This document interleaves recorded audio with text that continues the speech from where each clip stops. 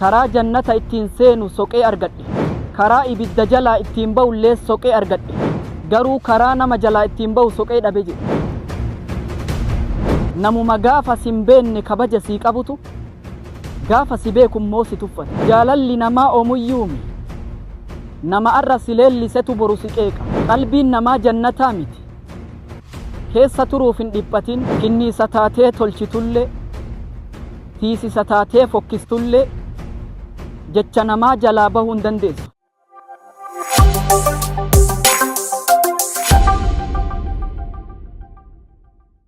Bismillaahi irrahmaani irrahiim. Alhamdulillaahi wahdah, wasalaatu wasalaamu calaa man laa nabiyya bacdah, wabacd. Assalaamu calaykum warahmatullaahi wabarakaatuh. Gaafa tokko tuutti takka walgeettee Hasanul Basriin komatte. Namni wahii Hasanul Basritti dhufe ummata wahiitu suduubaa si qeeqaa jira jedhee Hasanul Basritti hime. Yaa haadha hawwin calaa nafsik, yaa boo kana lubbuu teetirratti laafisi jedheen. Ani karaa jannata ittiin seenu soqee argadhe, karaa ibidda jalaa ittiin ba'ullee soqee argadhe, garuu karaa nama jalaa ittiin ba'u soqee dhabe jedhe. Maalik ibnu Diinaar waan jedhe, erga namaa wal barerraa faaruu namni na faarsullee jaaladheen beeku, arraba namni na arrabsullee jibbeen beeku jedhe. Maaliif akkana jetta jedhaniin, kana faarsu daangaa darbaa, kana arrabsummoo daangaa natti darba jedhe. Imaamu Shaafi'iin akkana jedhe, irdaa'u nnaasi gaayatun laa tudrak. Ilma namaa kana jaalachiisuun daangaa isaa itti dhaqqabuun hin danda'amu jedhe. Kinniisa taatee tolchitullee, tiisisa taatee fokkistullee jecha namaa jalaa bahuu hin dandeessu.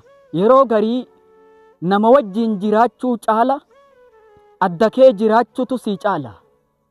Namni fageenyaas si ilaalee si kabaja, dhiheenyan ammoo si tuffata. Namuma gaafa sin beenne kabaja sii qabutu gaafa si beekummoo si tuffata. Jaalalli namaa oomuyyuumi, nama arra si leellisetu boru si qeeqa.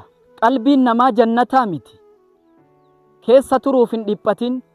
Gaafa namni jaalala rabbii maraxatee jibba namaa itti dhiise, namuma isa jibbuu deemu sanillee as gara galchee jaalachiise ufillee isa jaalata.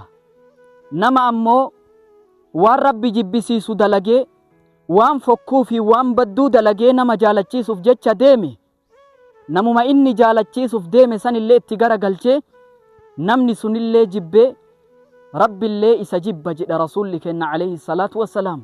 Inna Allaha idhaa ahabba cabdan naadaa Jibriil.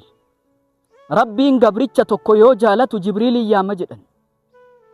Ani ebeluu jaaladhe, atis jaaladhu.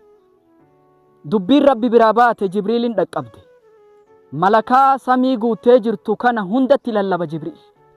Gaafa warri samaawaataa jaalala walii labse, samirraa dhuftee dachii tana buuti jaalalti. رسولك إن عليه الصلاة والسلام اللهم إني أسألك حبك وحب من يحبك والعمل الذي يبلغني حبك.